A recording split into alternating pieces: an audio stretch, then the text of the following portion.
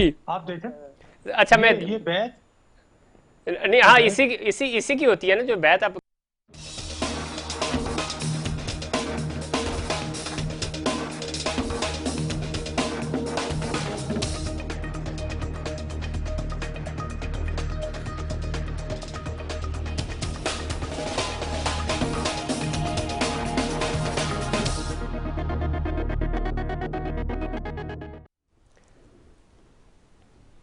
अस्सलाम वालेकुम, आप देखें इनसाइड पाकिस्तान में हूँ मोहम्मद ज़फ़ीर। अलविदा जनरल बाजवा, अलविदा। 6 साला दौर ख़त्म हुआ, कमान जनरल आसिम को सौंप दी गई। जनरल आसिम मुनीर ने पाक फ़ौज के 17वें सरबराह की हैसियत से जिम्मेदारियाँ संभाल लीं। अनकरीब गुमनामी में चला जाऊंगा, फ़ौज से रूहानी राब्ता हमेशा कायम रहेगा। जनरल रिटायर्ड कमर बाजवा। वज़ीर आज़म का army chief general Syed Asim Munir को टेलीफोन ओहदा संभालने पर मुबारकबाद। नए चीफ के लिए क्या नए चैलेंजेस होंगे? खत्े की जो डेवलपमेंट्स हो रही हैं उसके अंदर, और ख़ास तौर पे अंदरूनी बैरूनी खलफशार और माशी सियासी जो चैलेंजेस हैं उनसे किस तरह नबरदमा होंगे, ये सबसे बड़े चैलेंज हैं। और चूँकि ख़ुद फ़ौज ये कह चुकी है कि अब हम ए पोलिटिकल हैं, और इस पूरे सिनेरियो में जो इस वक्त मुल्क का सियासी माहौल है उसको आगे लेके चलना, तमाम स्टेक होल्डर्स को ऑन बोर्ड करना, ये भी एक चैलेंज होगा एक अस्करी क़यादत के लिए। चूँकि एक तरफ तो अलग है, लेकिन कहीं ना कहीं मामला जो हैं वो जुड़े हुए हैं, और जब रियासत की बात करते हैं तो ज़्यादा वो जो कंट्रोल है, जो मामलात हैं वो बराह रास्त रियासत को हिट करते हैं। तो देखना यह है कि क्या स्टेक होल्डर्स इस नई कमान के बाद अपने आप को डायलॉग की तरफ लेके जाते हैं, इन चैलेंजेस से किस तरह नबरदमा होते हैं, और इसमें फ़ौज का किरदार क्या होगा, ये आने वाला वक्त बताएगा। और दूसरी तरफ चूँकि कमान चेंज होते ही सियासी तब्दीलियाँ जो हैं वो आ रही हैं। चूँकि खान साहब ने ऐलान किया था पंजाब और के पी की असम्बली से बाहर जाने के लिए, उसके ऊपर अब मुसलसल मीटिंग्स हो रही हैं, फैसले किए जा रहे हैं, मशावरत जारी है। दूसरी तरफ पीडीएम इन तमाम सूरत हाल का बड़ी बारीक बीनी से जायज़ा ले रही है, हिकमत अमली बना रही है, और कहा यह जा रहा है कि हुकूमत की कोशिश ये है कि किसी तरह असम्बलियाँ बचाई जाएँ, और ख़ुद पाकिस्तान तहरीक इंसाफ क्या फ़ैसला करेगी, चूँकि अभी ऐलान हुआ है, फ़ैसला हतमी तौर पर नहीं हुआ असम्बलियाँ तोड़ने का या तहलील करने का। चैलेंजेस हैं और इनको कैसे आगे लेके चलना है।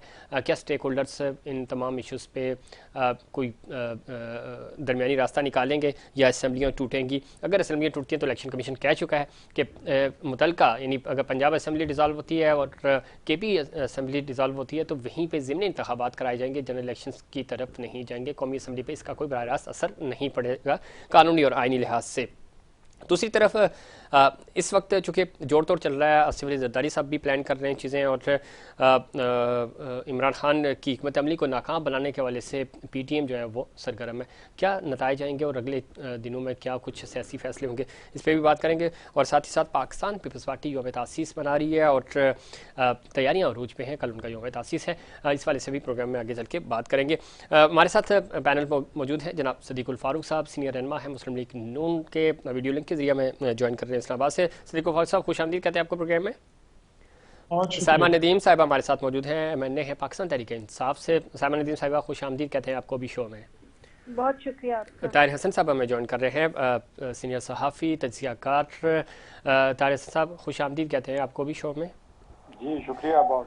ताहिर हसन साहब, गुफ्तगू का आगाज़ आपसे करते हैं। किस तरह देखते हैं, एक तो चूँकि अस्करी क़यादत की तब्दीली हुई है, अब जनाब army chief general Syed Asim Munir साहब ने कमान संभाल ली, बाजवा साहब रिटायर हो गए हैं, और 6 साला दौर ख़त्म हुआ। बहुत सारी डिबेट है इसके ऊपर भी, लेकिन हम इसको आगे लेके चलना चाह रहे हैं। नए चीफ के लिए चैलेंजेस कितने होंगे? और एक तरफ जो हम बार बार ये बात कर रहे हैं कि ख़ुद फ़ौज ये कह चुकी है कि हम ज़ाहिर सियासत में हमारा कोई किरदार नहीं होगा, लेकिन इस वक्त जो अफरा तफरी है वो उसको कैसे मैनेज किया जाएगा, उसके ऊपर जब हम रियासती पॉलिसी की बात करते हैं तो ज़ाहिर है उसमें फ़ौज का जिक्र लाजमी होता है। लेकिन बराह रास्त जिस तरह हमने देखा कि माजी में इल्ज़ामात लगते रहे, कभी एक पार्टी को सपोर्ट, कभी दूसरी पार्टी को सपोर्ट, और ख़ुद आर्मी चीफ जनरल बाजवा साहब ने जब आखिरी खिताब किया तो उस वक्त उन्होंने कहा था कि 2018 के इलेक्शन को सिलेक्टर्स और फिर तहरीक अदम एतमाद के ज़रिए आने वाली हुकूमत को इम्पोर्टेड हुकूमत कहा गया, जो कि नहीं करना चाहिए, तो सियासतदानों को बुर्दबारी का मुजाहरा करना होगा। तो किस तरह देखते हैं, ये चैलेंजेस बहुत बड़े हैं और अब ज़रा कमान चेंज हो गई है, अगले 6-8 दिन में बहुत सारी चीज़ें भी हमें नज़र आएंगी और एक आइडिया भी हो जाएगा कि मामला किस तरफ जा रहे हैं। आप किस तरह देखते हैं तमाम इश्यूज़ के साथ? आप इन पर गहरी नज़र भी रखते हैं, आप कवर भी करते हैं इनको। देखें, जो सियासी सूरत हाल और जो मुआशी सूरत हाल फेस कर रहे हैं पिछले चंद सालों से जी, और जिस तरीके से हम एक मुश्किल क्राइसिस में आए गए हैं, तो उसके बाद ये तब्दीली जो है, और पीसफुल तब्दीली में समझता हूँ खुश आएंगे, वरना तो ये समझा जा रहा था कि ये शायद कोई अयूब खान की और याहिया खान के दौर की सूरत हाल पैदा हो गई है और अल्लाह ना करे कोई ऐसी सूरत हाल पैदा हो जाए कि इनके आपस के मामलात की वजह से कोई मुल्क को धचका लगे। लेकिन अल्लाह करे कि ये सब ठीक रहे और बेहतर हो गया, सब कुछ पीसफुल हो गया है। और चूंकि जाते जाते जो मैं समझता हूँ कि एक अच्छा जेस्चर तो बाजवा साहब ने दिखाया कि बहुत पीसफुली सारी चीज़ें ट्रांसफ़र हो गई हैं, और लेकिन दूसरी तरफ वो बहुत सारी चीज़ें ओपन करके चले गए हैं। और चूँकि उस सारी चीज़ों पे मीडिया में और जर्नली भी उस पर बड़ी डिबेट और जो उन्होंने बातें की मशरिक़ पाकिस्तान के हवाले से, सियासत के हवाले से और खुद फौज के किरदार के हवाले से, और बहुत सारी इन्होंने नई जो है वो इत्तलात जो है वो लोगों को प्रोवाइड की।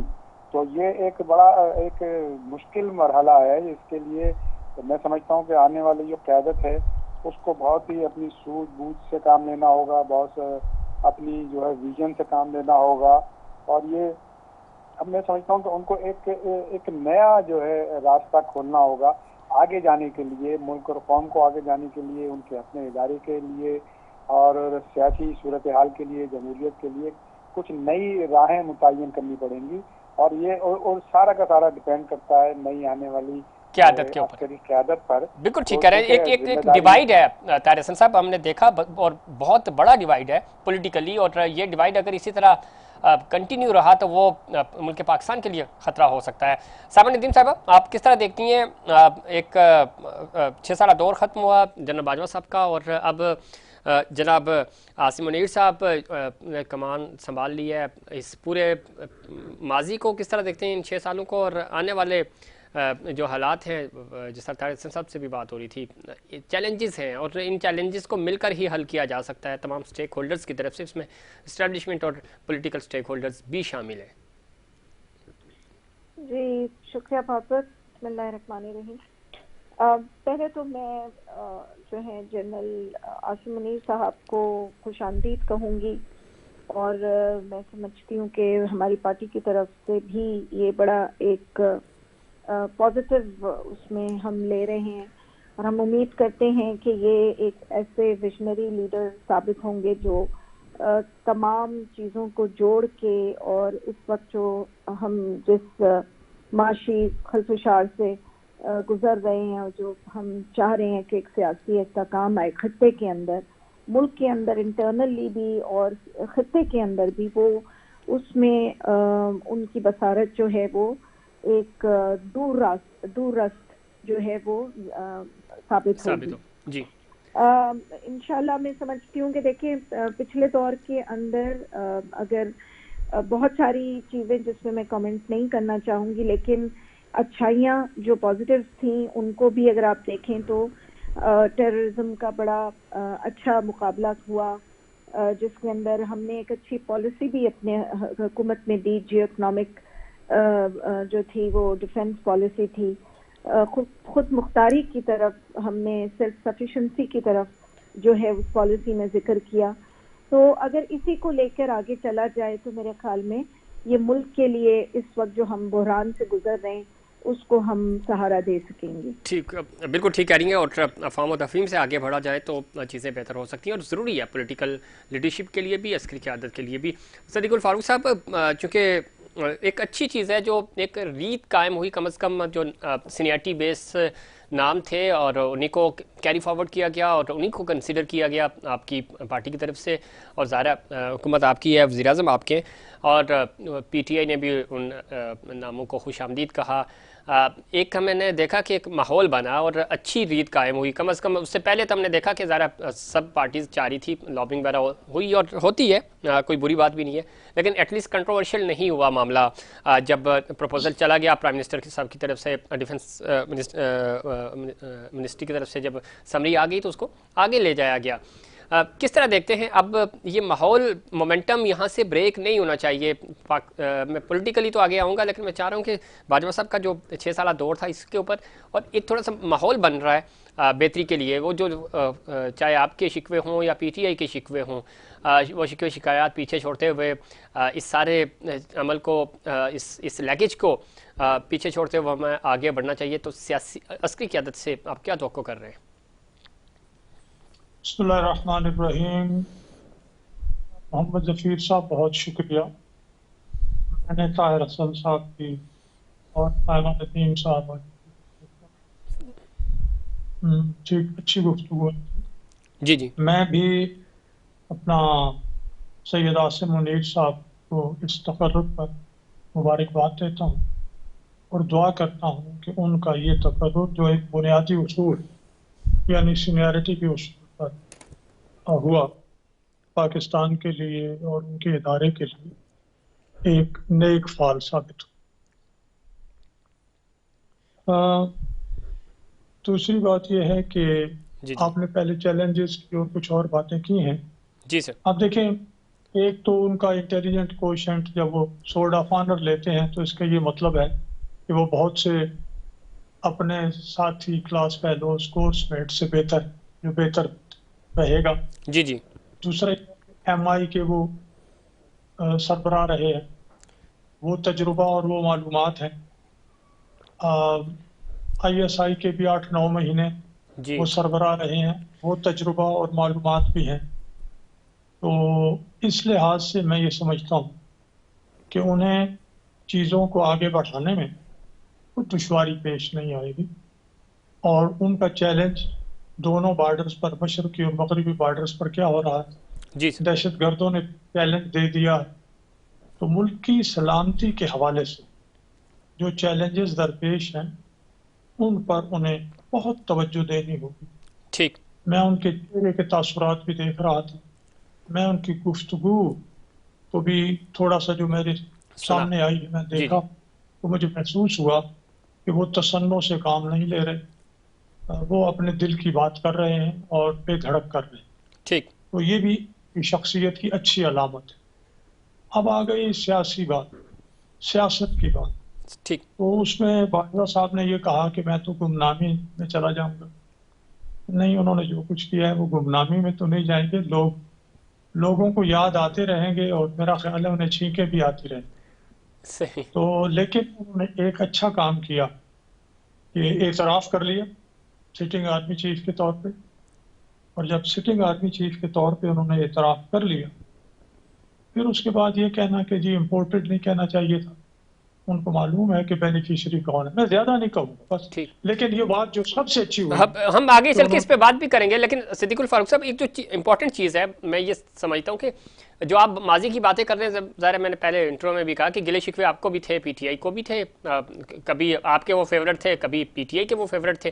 तो ये चीज़ें तो खैर एक माजी का हिस्सा बन गई, लेकिन एक थोड़ा सा माहौल जो बना, मोमेंटम जो पकड़ा पिछले, अगर हम 15 से 18 दिन की बात करें तो उसमें सियासी तौर पे बड़े अच्छे फैसले हुए, और जहाँ पे फ़ौज की तरफ से ऐलानात हुए उनको भी हम वेलकम करेंगे। और ये चीज़ भी, इस मोमेंटम को, चूँकि आप बहुत सीनियर हैं, आप इस्लामाबाद को समझते हैं और पिंडी को भी बहुत अच्छे से जानते हैं, तो अच्छा नहीं है कि इस मोमेंटम को आगे लेके चलें। पीटीआई असम्बलियों से बाहर जाना चाह रही है, सूबाई असम्बलियों से कुछ इस तरह की राह निकल जाए कि मामला जो हैं वो सेटल्ड हो, स्टेक होल्डर सारे बैठें और एक अच्छे सफ़र का आगाज़ करें।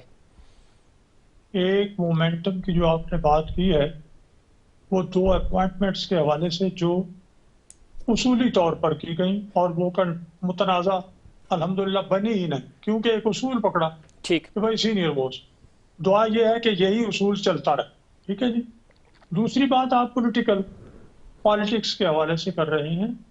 मैंने कल भी एक प्रोग्राम में, उन्होंने कहा इसका हल क्या है, सवाल पूछा। जी। मैंने कहा हुजूर यही है कि हम तारीख से सबक सीखें, हम कौमों से सबक सीखें इस वक्त जो भी सूरत हाल दरपेश है, एक लम्हे के लिए भूल जाते हैं कि पीटीआई ने कितनी हुकूमत की, हमें कितना वक्त हो गया है, हम जब थे 2014 से जी जी 17 तक क्या सूरत हाल थी, 18 में क्या हुई, भूल जाते हैं।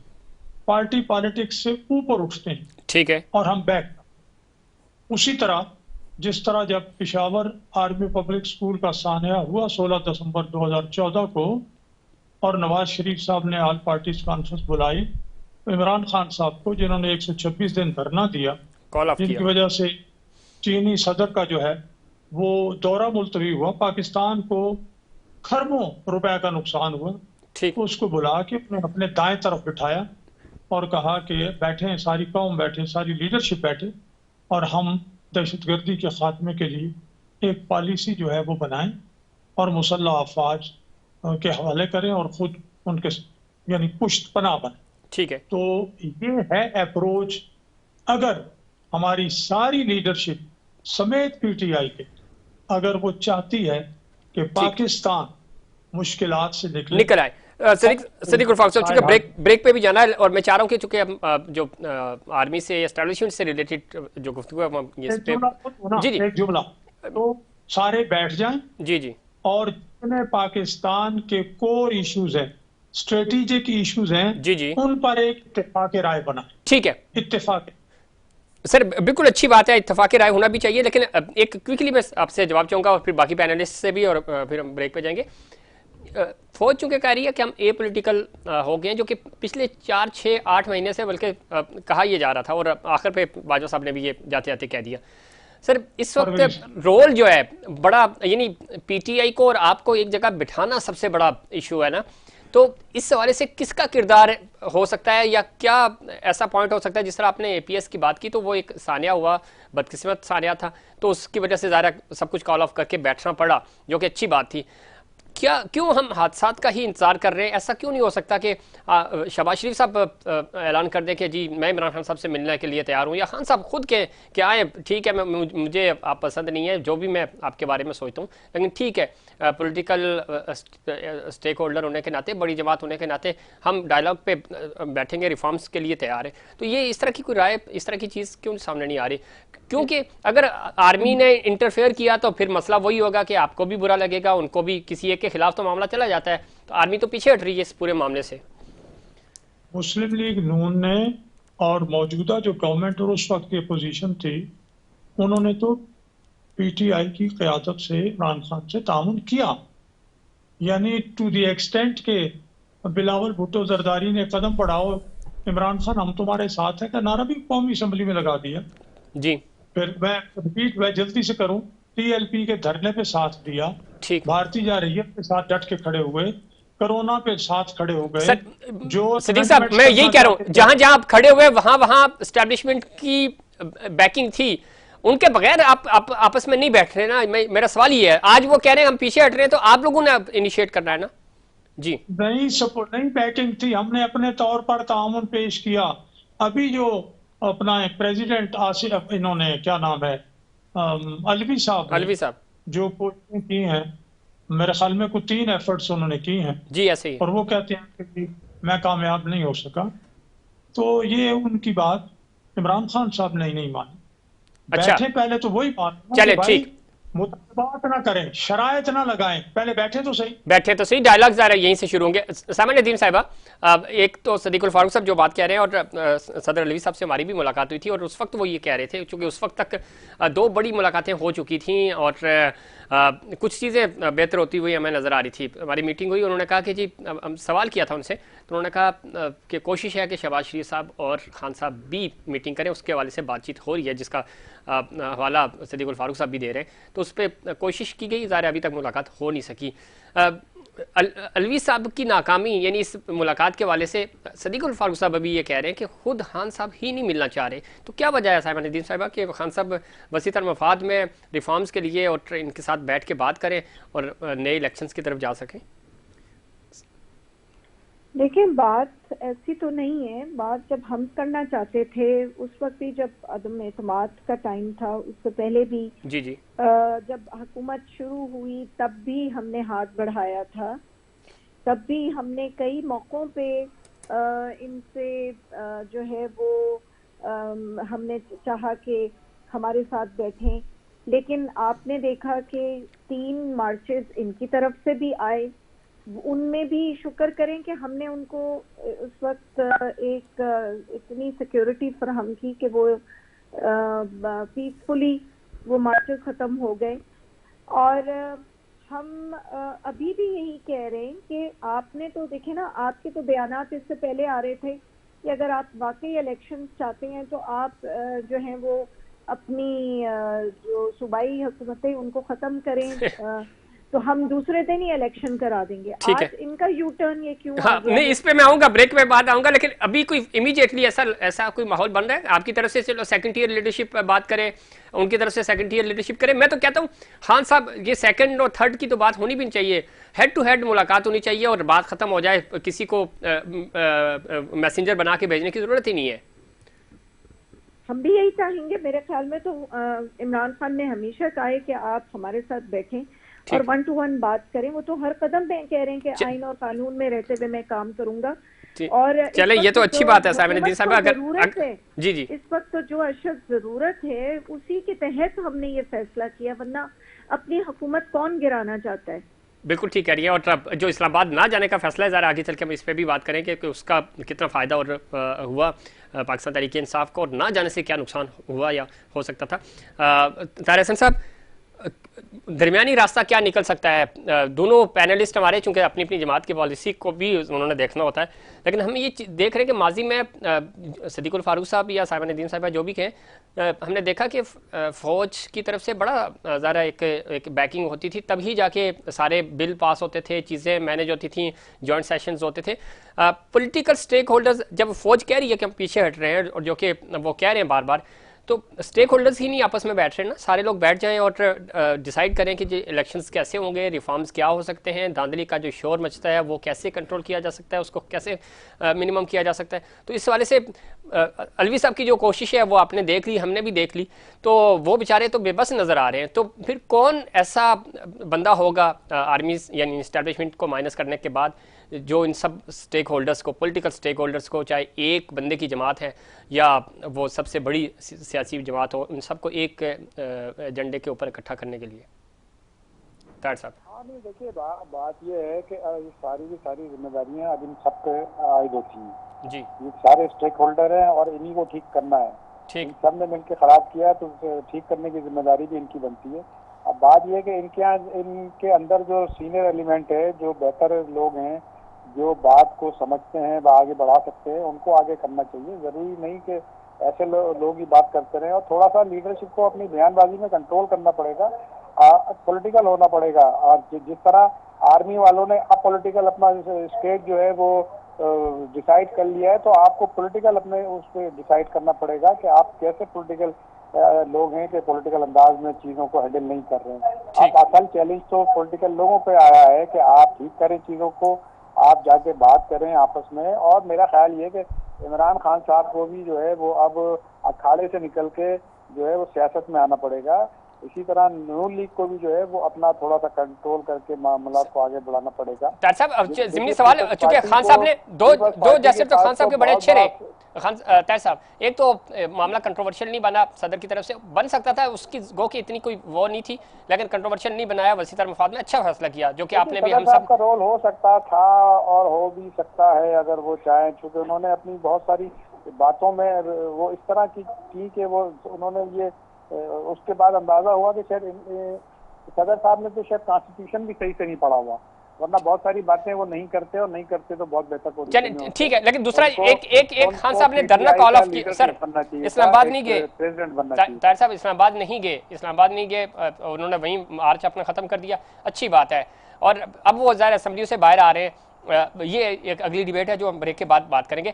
तो खान साहब ने 2-3 फैसले तो बड़े अच्छे किए हैं, जो कि पॉलिटिकली अगर हम देखें, जिस तरह आप कह रहे हैं ना कि उनको थोड़ा सियासी होना चाहिए, तो वो बड़े अच्छे मूव्स हैं उनके। ये आप किस तरह देखते हैं इनको? देखिए, मैं वही अर्ज कर रहा हूँ कि जितनी तेजी के साथ चीजों को खराब करने में इन सब का रोल रहा है, उतनी ही तेजी दिखानी पड़ेगी ठीक करने के लिए। और अगर उन्होंने सिंसियरली इतनी तेजी नहीं दिखाई तो मामला और खराब हो सकते हैं। ठीक है। जो हमारा जो स्टेक होल्डर है जो अपोलिटिकल हो गया है उसको कहीं दोबारा अपोलिटिकल ना होना पड़े। तैसा बिल्कुल ठीक कह रहे हैं आप। ब्रेक का वक्त हुआ है। ब्रेक के बाद तीनों मेहमान हमारे साथ मौजूद हैं, इनसे पूछेंगे पंजाब में क्या होगा, केपी में क्या होगा और इस्लामाबाद का मंजरनामा क्या होगा आने वाले दिनों में। सियासी क़यादत क्या फैसले करेगी। अस्करी क़यादत ने तो अपनी जो लाइन थी वो ड्रॉ कर दी है, अब फैसला हमारी सियासी क़यादत ने करना है। इस पर बात करेंगे, उससे पहले कमर्शियल ब्रेक।